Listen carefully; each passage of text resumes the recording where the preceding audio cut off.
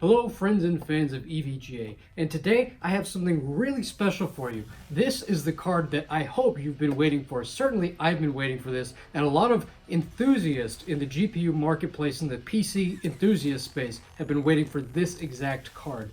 This is the RTX 2080 Ti Kingpin. Really awesome card. This is the top of the line EVGA graphics card.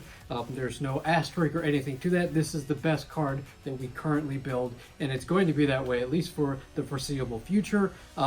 You probably saw a little bit of this card with our coverage at CES earlier this year. This actually, I believe, is the exact same PCB that we showed off there, but there is one major difference, namely, it now has a 240 millimeter radiator in dual fan design. This is what we will ship with the card. I will say the card itself may go through a couple changes by the time you get the actual retail version. We are, of course, filming this a little ahead of time, so this is a prototype. But this gives you an extremely good idea. This is a working card. This is the Kingpin. So let's go through the features on this thing really quick. One of the things that's really nice about this card, it probably doesn't come through so well on the video, is that this is actually a full metal shroud. So unlike the other hybrid cards that we have where we go with a more translucent plastic design, this one is full metal. And that kind of incorporates that sense of quality and high-end that you get with this product.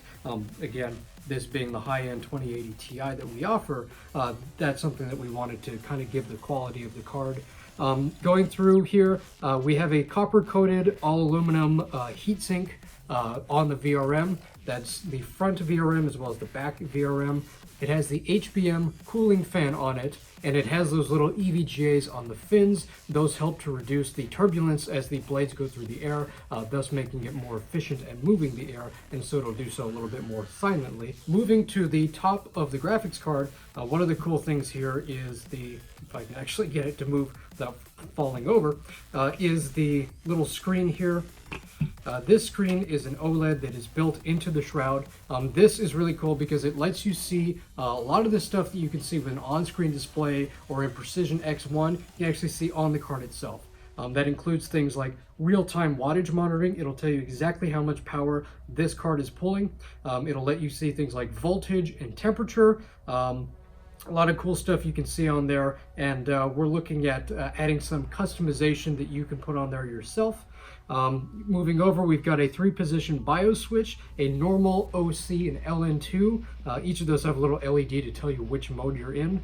Next to that is what we call our Probit header. Probit's really nice. It's a way of actually seeing voltages and testing voltages on the PCB itself. So it's test points for the PCB, and you actually get a diagram here that shows you exactly which pins give you what voltage readings.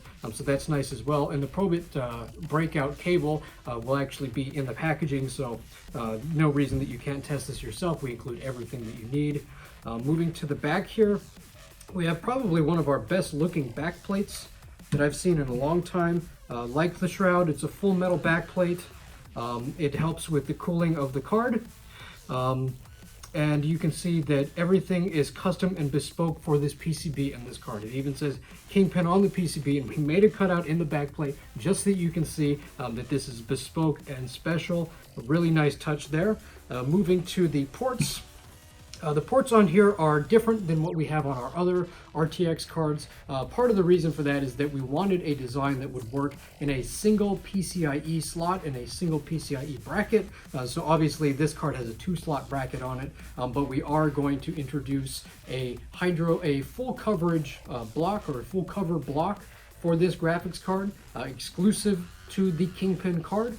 And that will come with a single slot bracket, so you take up as little space as possible in your build. Maybe you want to run an SLI of these cards, or maybe you're just wanting to save as much space as you can, or even do a small form factor build.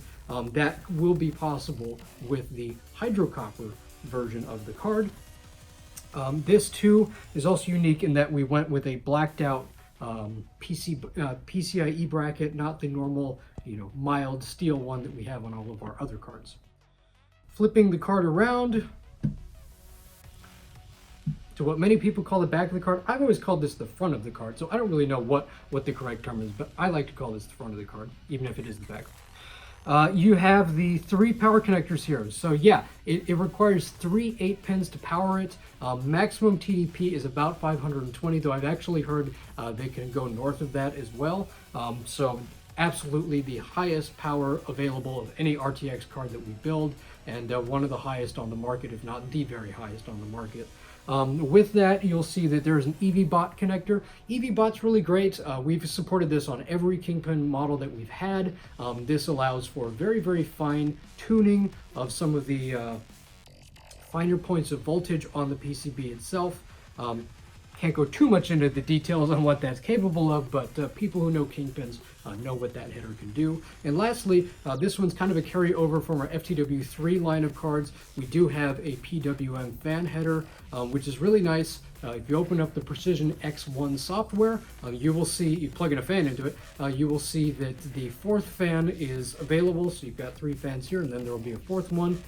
That 4th fan is PWM. You can control, say you've got a breakout cable or you have a PWM repeater, you can actually run all of your case fans from this one fan, and then as the temperature increases on your card, you can then increase the fan speed of your case. Oftentimes the GPU is the highest TDP chip that you have in your system, so it's actually a good idea to have a way of controlling all of your fans from the graphics card temperature as opposed to from the CPU temperature, as most motherboards currently support. So that's a nice feature. Again, this is shared with the FTW3 cards, but it's also here on the Kingpin. Best of the best is on here as well.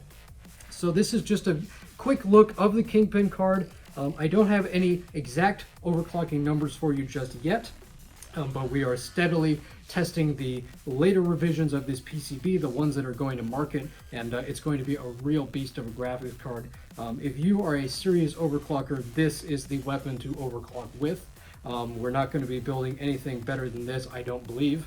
This continues the Kingpin line that started way back in the 700 series. It's continued through the 900 series, the 980, 980 Ti, 1080 Ti, and now the 2080 Ti. So very best ray tracing graphics card, very best overclocking graphics card, and the kind of card that you can use under LN2 conditions to set world records. We support this on the closed loop system that it comes with, of course.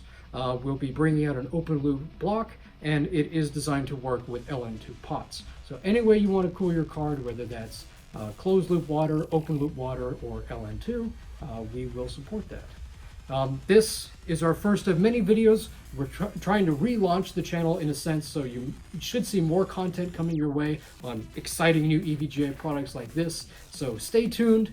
If you like this video, go ahead, hit that like button. If you didn't like this video, go ahead, hit that like button. But at any rate, you have a good rest of your day, and we'll catch you in a future video. You have a good one.